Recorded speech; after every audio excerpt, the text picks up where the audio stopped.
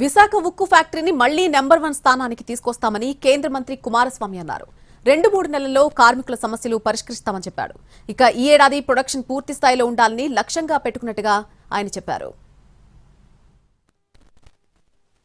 Vizag steel plant పై కేంద్ర మంత్రి కీలక ప్రకటన చేశారు. ఫ్యాక్టరీని సందర్శించిన కుమారస్వామి ఉద్యోగులకు, కార్మిక సంఘాలకు భరోసా ఇచ్చారు.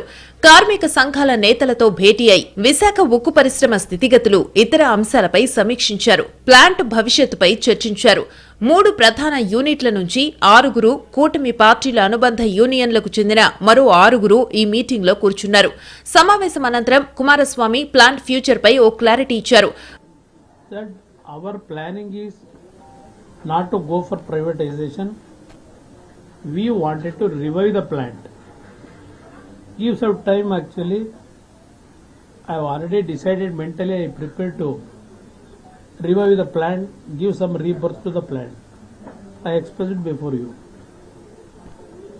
We worked from last 6 months how to revive this plant. Ultimately, our respected Prime Minister obliged and agreed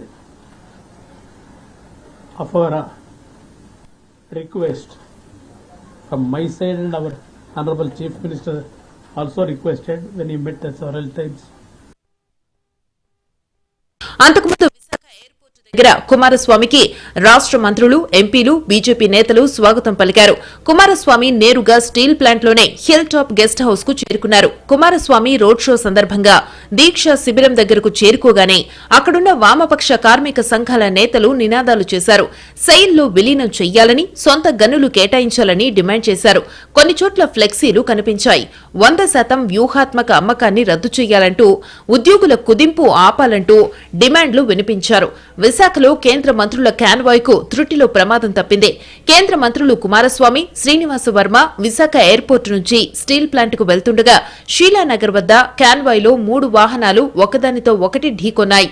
8 వాహనాల కాన్వాయ్లో 3 కార్లు ఢీకొన్నాయి. దీంతో 3 కార్లు స్వల్పంగా దెబ్బతిన్నాయి. ధ్వంసమైన వాటిలో మాజీ ఎంపీ జీవీఎల్ కారు ఉంది.